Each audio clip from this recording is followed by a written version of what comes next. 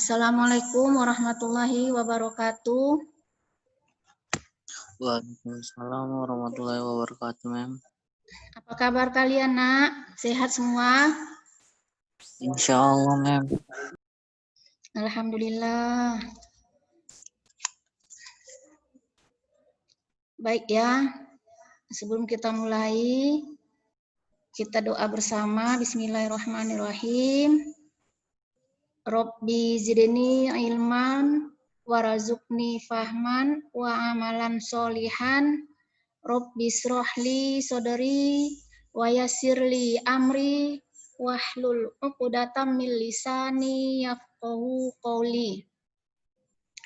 Baik, hari ini materi kita masih melanjutkan iman kepada kitab-kitab Allah untuk pertemuan yang ketiga.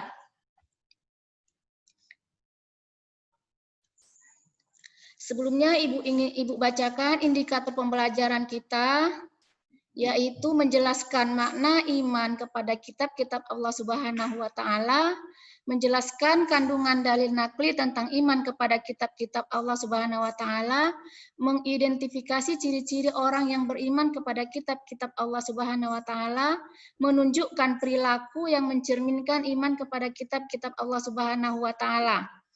Kemudian mengidentifikasi hikmah dan manfaat beriman kepada kitab-kitab Allah Subhanahu wa Ta'ala, kemudian menyajikan paparan tentang makna, tanda-tanda, hikmah dan manfaat beriman kepada kitab-kitab Allah Subhanahu wa Ta'ala, kemudian menyajikan paparan keterkaitan antara beriman kepada kitab-kitab Allah Subhanahu wa Ta'ala dengan perilaku peduli kepada orang lain dan saling menasihati. Baik ya, untuk kelanjutannya hari ini kita membahas perbedaan Al-Quran dengan kitab-kitab sebelumnya. Ya, seperti kita ketahui, kitab-kitab Allah yang wajib kita imani itu ada 4. Yang pertama itu kitab Taurat yang diturunkan kepada Nabi Musa alaihissalam, kemudian kitab Zabur yang diturunkan kepada Nabi Daud alaihissalam, kemudian kitab Injil yang diturunkan kepada Nabi Isa alaihissalam. Dan yang terakhir itu adalah kitab suci Al-Quran yang diturunkan kepada Nabi Muhammad SAW. Nah, apa sih perbedaan Al-Quran dan kitab-kitab dengan kitab-kitab yang sebelumnya? Yang pertama, yaitu kitab-kitab sebelumnya telah hilang keutuhan atau keotentikannya. Sementara itu, Al-Quran hingga saat ini dan bahkan saat yang akan datang pun masih utuh. Ya, Al-Quran sampai saat ini tetap berisi wahyu-wahyu Allah. Tidak ada di dalamnya perkataan-perkataan manusia. Sedangkan kitab-kitab sebelumnya telah mengalami banyak perubahan dari segi isi. Contohnya, kitab Taurat telah ditemukan sebagian tanda-tanda di dalamnya tidak menyebutkan surga, tidak menyebutkan neraka, sedangkan keadaan hari kebangkitan juga tidak ada disebutkan. Nah, makhluk akan dikumpulkan juga tidak ada disebutkan, hari balasan tidak ada disebutkan, padahal hal tersebut termasuk masalah penting yang disebutkan di dalam kitab suci Allah. Nah, contoh berikutnya adalah kitab Injil. Nah, kitab Injil yang beredar sekarang terdapat 4 naskah yang disusun oleh 4 orang, ya, disusun oleh 4 orang, yaitu mereka adalah Matius, Markus, Lukas, dan Yohanes. Nah, sebagian mereka tidak menjumpai, bahkan sebagian mereka tidak menjumpai Nabi Isa sama sekali. Bahkan, sebagaimana terang dalam kitab terjemah Jawahir Islamiyah, Kalamiyah, Al-Quran telah dibuktikan oleh sejarah bahwa Al-Quran tersebut orisinil atau asli hanya berisi wahyu Allah Subhanahu wa Ta'ala. Nah, Allah Subhanahu wa Ta'ala juga yang menjamin atas kemurnian Al-Quran, dan Allah Subhanahu wa Ta'ala yang menjaga kemurnian Al-Quran tersebut sebagaimana firman-Nya, Inna nahnu nazzalna dzikra wa inna lahu lahafizun. Yang artinya sesungguhnya kami telah menurunkan Al-Quran dan sesungguhnya kamilah yang menjaganya. Nah, Allah sendiri yang menjaga Al-Quran tersebut. Kemudian yang kedua, bahwa Al-Quran ditujukan untuk seluruh umat, untuk seluruh alam, untuk seluruh umat manusia. Sementara kitab yang terdahulu hanya diperuntukkan untuk satu golongan tertentu, yaitu golongan nabinya, yang inilah salah satu juga letak perbedaannya. Nah, kedudukan Al-Quran ini perbedaannya, sedangkan kedudukan Al-Quran menjadikan Al-Quran sebagai kitab yang paling istimewa di antara yang lainnya, daripada kitab-kitab yang lainnya. Nah, kitab-kitab suci yang terdahulu itu ditujukan hanya pada kaum tertentu. Pada zaman dahulu itu hanya menjalankan pada satu kaum yang ditempati oleh nabi tersebut. Nah, sedangkan Al-Quran ditujukan untuk seluruh umat agar dijadikan pedoman sampai akhir zaman, ya. Contohnya ya, kitab Taurat yang diturunkan kepada Nabi Musa dan kepada pengikut Nabi Musa saja, hanya kepada kaum Bani Israel. Nah, sedangkan kitab Zabur dan Injil hanya diturunkan hanya untuk kaum Nabi Daud dan kaum Nabi Isa alaihissalam. Berbeda dengan Al-Quran yang diturunkan bukan hanya untuk kaum Quraisy atau bangsa Arab saja. Meskipun Al-Quran itu diturunkan kepada Nabi Muhammad yang berbangsa Arab, suku Quraisy dan berbahasa Arab. Nah, tetapi Al-Quran tersebut bersifat universal, diturunkan untuk seluruh umat dari zaman ke zaman sampai pada akhir zaman. Nah, jadi Allah menegaskan bahwa kitab Al-Quran akan selalu terjaga dari segala keburukan, termasuk di dalamnya keaslian Al-Quran adalah keaslian Al-Quran tersebut. Sebagaimana firman Allah Subhanahu wa taala, la ya'tihil batilu mim baini yadaihi wala min khalfihi tanzilum min hakimin hamid. Nah, artinya, dan sesungguhnya Al-Quran itu adalah kitab yang mulia, yang tidak datang kepadanya kebatilan, baik dari depan maupun dari belakang, yang diturunkan dari Tuhan yang maha bijaksana lagi maha terpuji. Quran Surah Fussilat ayat 42. Itu artinya, sebagai kitab terakhir yang menyempurnakan kitab-kitab suci sebelumnya, Al-Quran dijamin keasliannya oleh Allah Subhanahu wa taala. Sedangkan kitab-kitab sebelumnya tidak ada jaminan dari Allah Subhanahu wa taala atas keasliannya. Pada saat ini, isi kitab-kitab suci sebelum Al-Quran telah mengalami banyak perubahan. Hanya Al-Quranlah yang tidak akan mengalami perubahan sampai kapanpun, sampai akhir zaman.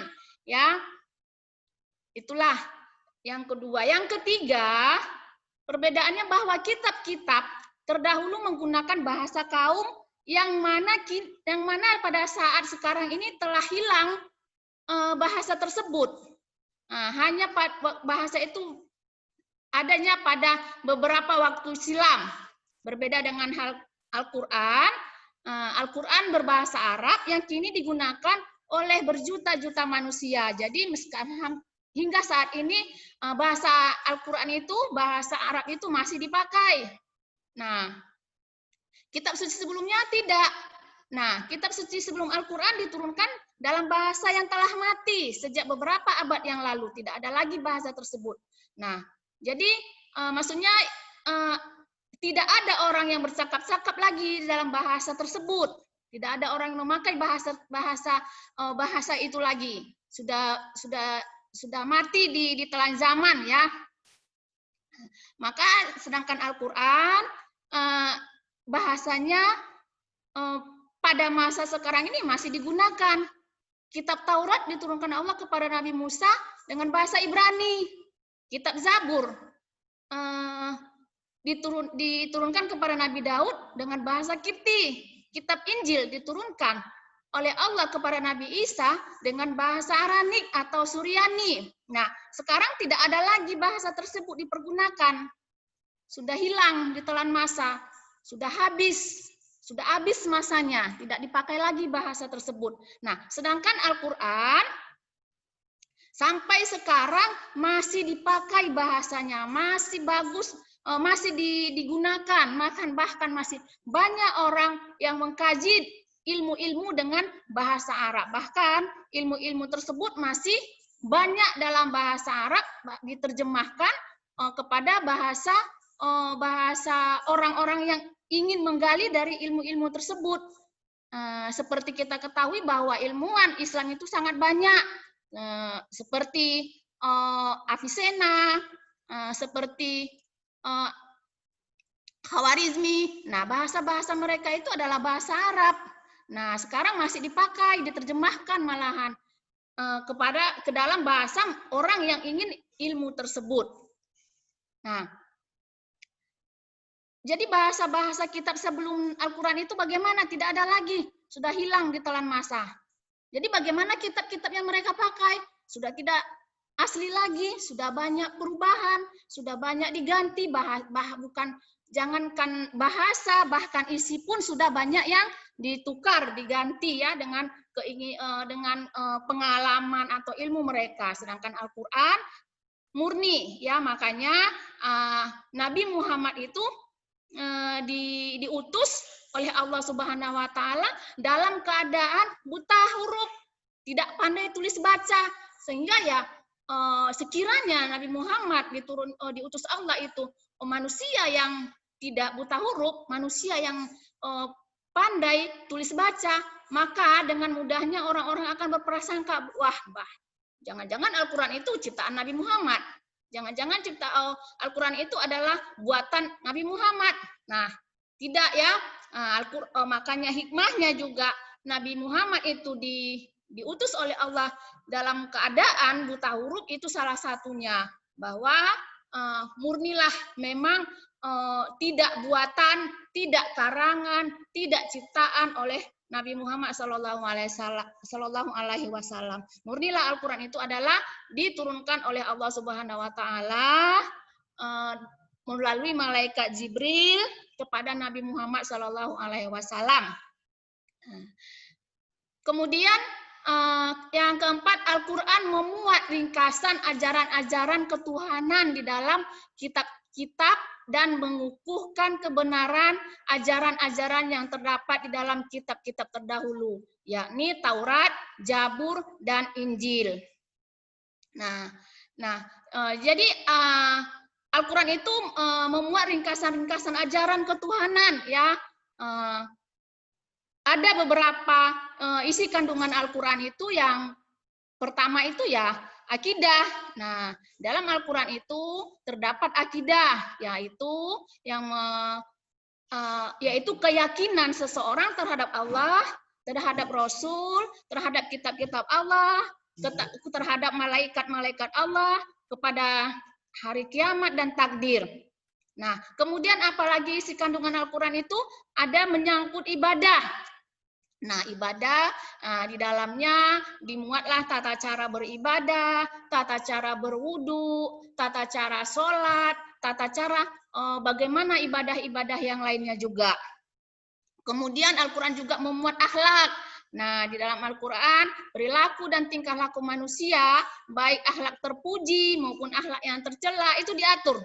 Mana yang boleh, mana yang haram, mana yang halal, mana yang hak, mana yang batil. Di dalam Al-Quran itu lengkap ya, bagaimana tentang akhlak manusia. Kemudian apalagi isi kandungan Al-Quran itu, yaitu hukum. Nah, di dalam Al-Quran itu memuat hukum-hukum syariat, memuat kajian fikih, bagaimana cara-cara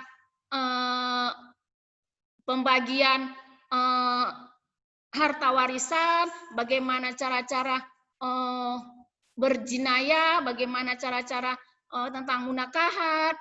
Banyak ya hukum-hukum yang ada di dalam Al-Quran. Hukum jinayat, hukum muamalah, hukum munakahat, hukum faraid, dan juga hukum jihad. Nah, dalam Al-Quran itu lengkap. Kemudian apalagi peringatan. Nah, di sana juga di dalam Al-Quran ada peringatan, suatu pemberi peringatan, ada kabar baik dan ada kabar buruk. Bagi orang yang berbuat kebaikan akan diberi kabar gembira, akan diberi kabar sukacita, dijanjikan surga, sedangkan orang yang berbuat kejahatan akan diberi ancaman oleh Allah Subhanahu wa taala dengan siksaan yang sangat pedih dan akan dimasukkan ke dalam neraka yang sudah disiapkan oleh Allah Subhanahu wa taala. Nah, di dalam Al-Qur'an juga ada kisah-kisah, ya, cerita-cerita nabi terdahulu, banyak kisah-kisah yang ada di dalam Al-Qur'an. Termasuk salah satunya di dalam Quran surah Yunus, Quran surah Yusuf, bagaimana perlakuan kakak Yusuf kepada beliau, bagaimana hukum-hukum, bagaimana keadaan ayahnya, bagaimana dia bercerita kepada ayahnya tentang mimpinya, itu lengkap, boleh kalian buka dalam surah Yusuf, ya, sangat indah ceritanya di dalam Al-Quran. Nah, banyak lagi kisah-kisah yang lain yang ada di dalam Al-Quran, termasuk kisah Isra Mi'rajnya Nabi Muhammad SAW. Nah, kemudian isi kandungan Al-Quran itu juga dasar ilmu pengetahuan sains dan teknologi. Nah, seperti kita ketahui, banyak sekarang ilmuwan yang mengupas Al-Quran. Bahkan mereka adalah kaum kafir, bahkan mereka bukan orang yang muslim, tetapi mereka mengkaji Al-Quran, mengambil ilmu-ilmu yang ada di dalam Al-Quran. Seperti banyak sekali sekarang ini ilmuwan-ilmuwan itu menemukan penelitiannya dan ternyata sudah ada di dalam Al-Quran pada abad-abad sebelumnya, 14 abad yang lalu, ya, sudah ada di dalam Al-Quran. Banyak sekali penelitian-penelitian, hasil-hasil penelitian para ilmuwan tersebut, semuanya sudah ada di dalam Al-Quran.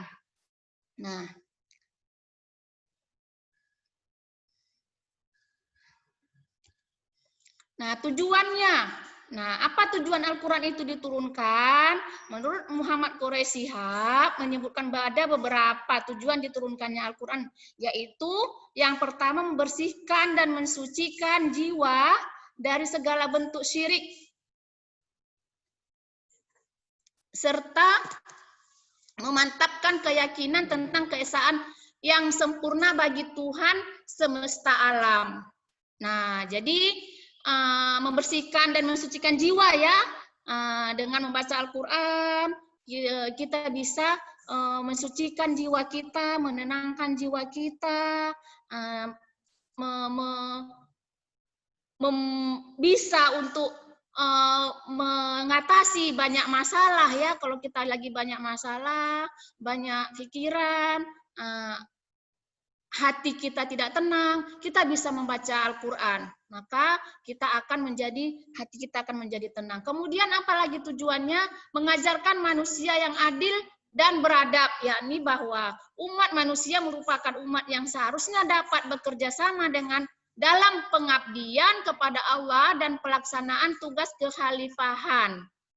Nah, jadi mengajarkan manusia dan adil dan beradab, ya. Kemudian persatuan dan kesatuan. Nah, tujuannya juga persatuan dan kesatuan, bukan hanya antar suku atau bangsa, melainkan kesatuan alam semesta, kehidupan dunia dan akhirat, natural dan supranatural, kesatuan ilmu, iman, kebenaran, dan semuanya berada di bawah satu keesaan, yaitu keesaan Allah. Nah, kenapa dibilang persatuan dan kesatuan? Nah, kita lihat dengan turunnya Al-Quran, maka dari segi bahasa, satu bahasa, tidak ada bahasanya Al-Quran itu dengan bahasa negara masing-masing. Misalkan Al-Quran yang ada di Indonesia tidak berbahasa Arab, Al-Quran yang berada di Inggris tidak berbahasa Inggris, tetapi semuanya satu dengan bahasa Arab. Ya, beda dengan kitab suci lain yang sekarang, ya, kitab suci kitab Injil misalnya. Injil yang di Indonesia berbahasa Indonesia, sedangkan Injil yang di Inggris berbahasa Inggris. Nah, kalau Al-Quran itu bahasanya itu bahasa Arab keseluruhannya, ya. Tidak ada bahasa yang lain kecuali bahasa Arab. Nah, kemudian berpikir dan bekerja sama dalam bidang kehidupan bermasyarakat dan bernegara melalui musyawarah, mufakat, dan yang dipimpin oleh hikmat kebijaksanaan. Ini menurut Quraisy Shihab ya. Kemudian bagaimana cara beriman kepada kitab Allah, yaitu dengan mengamalkannya dalam kehidupan sehari-hari sebagai khalifah bumi. Kita harus mengingatkan Al-Quran, mengingatkan Al-Quran sebagai kitab Allah dan melibatkan dalam urusan kita. Nah, caranya yaitu kita bisa dengan berperilaku, memiliki rasa hormat dan menghargai kepada kitab suci Al-Quran, memiliki kedudukan di atas, yang mana kitab suci ini, Al-Quran ini memiliki kedudukan di atas segala kitab-kitab yang lain. Kemudian mempercayai kitab-kitab tersebut sebagai wahyu dari Allah Subhanahu wa Ta'ala. Nah, kita harus mempercayai bahwa kitab-kitab tersebut sebagai pedoman hidup manusia. Kemudian apalagi bagaimana caranya lagi? Memahami maksud atau isinya untuk dapat mengamalkannya. Kita harus dapat memahaminya, kita juga dapat mengamalkannya. Kemudian bisa juga dengan kita juga membacanya, bukan hanya sekedar membaca, tetapi harus juga memahami artinya, memahami tujuannya. Kalau tidak bisa tafsir, paling tidak paham apa tujuan dari ayat-ayat tersebut. Nah, kemudian meyakini kebenarannya ya. Caranya ya, cara beriman itu sudah pasti dengan meyakini kebenarannya. Ya, perilaku kita, bagaimana perilaku kita beriman kepada Al-Quran, kepada kitab-kitab Allah. Memiliki rasa hormat kepada kitab-kitab tersebut, berusaha menjaga kesuciannya, dan membelanya. Misalnya ada yang meremehkannya. Nah, zaman sekarang ini pernah ada Al-Quran itu diinjak ya. Kita mengagungkannya, kita sangat marah ketika Al-Quran itu disepelekan, ketika Al-Quran itu direndahkan oleh siapapun ya, oleh siapapun kita akan marah. Kemudian mau mempelajarinya.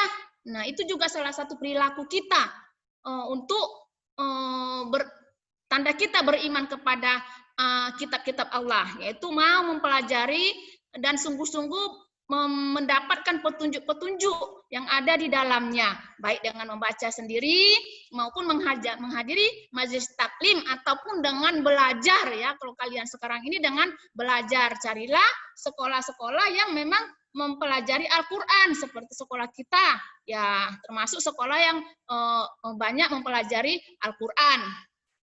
Nah, jelas ya. Nah, apalagi perilaku kita yang bagaimana lagi? Itu tadi berusaha untuk mengamalkannya, kemudian berusaha untuk menyebarluaskannya. Artinya menyebarluaskan itu mengajarkan ya. Mengajarkan itu tidak harus kita menjadi seorang guru. Mengajarkan itu bisa sebagai teman, bisa kita sebagai seniornya. Kita mengajarkan kepada adik-adik kita, kepada teman-teman kita apa yang kita ketahui tentang Al-Quran. Nah, kita dapat pahala.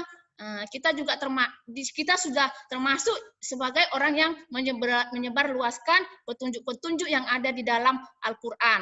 Jadi bukan hanya sampai di diri kita, ketika kita tahu sedikit, maka kita dianjurkan untuk menyampaikannya kepada orang lain. Balighuni walau ayah, sampaikanlah kepadaku walau hanya satu ayat, sepotong ayat. Balighu anni, kata Rasulullah, balighu anni walau ayat, sampaikanlah apa yang ada dariku itu walau hanya sepotong ayat. Nah, itu kata Rasulullah ya.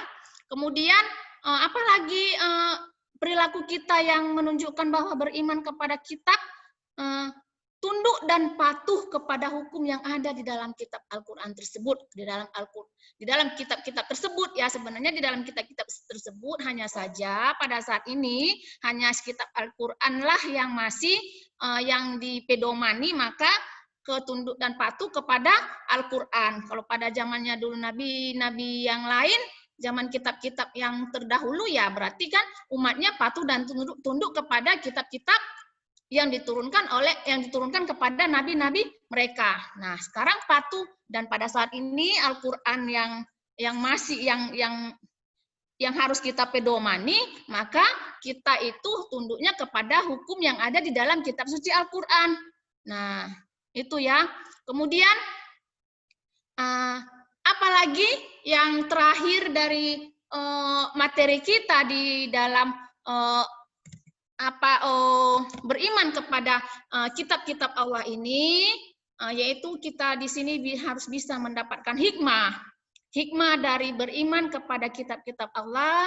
Yang pertama, meningkatkan keimanan kepada Allah Subhanahu wa taala yang telah mengutus para rasul untuk menyampaikan risalahnya, kemudian hidup menjadi teratur dengan kita mempercayai tadi, dengan kita beriman kepada kitab Allah, kemudian kita telah mengamalkan isi kandungannya, maka hidup kita menjadi teratur, tertib, dan damai. Kemudian apalagi kita akan termotivasi untuk beribadah dan menjalankan kewajiban-kewajiban agama seperti yang tertuang di dalam kitab suci Al-Qur'an.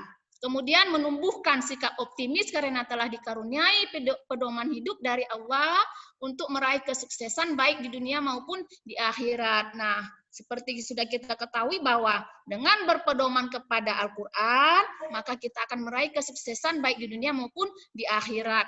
Kemudian terjaga ketakwaan kita dengan selalu menjalankan perintah Allah dan menjauhi semua larangannya. Kemudian yang terakhir, dapat meraih keselamatan hidup di dunia dan akhirat. Baik ya, anak-anak Ibu, untuk pembelajaran hari ini kita sudahi. Berakhirlah materi kita tentang beriman kepada kitab suci Al-Qur'an. Kemudian tugas-tugasnya nanti modul juga ada di psikologi, silahkan kalian buka psikologinya. Jika ada tugas-tugasnya, silahkan kalian selesaikan. Jika ada hafalannya, silahkan kalian setor. Setornya juga di psikologi. Baik ya, Ibu sudahi. Assalamualaikum warahmatullahi wabarakatuh. Waalaikumsalam warahmatullahi wabarakatuh.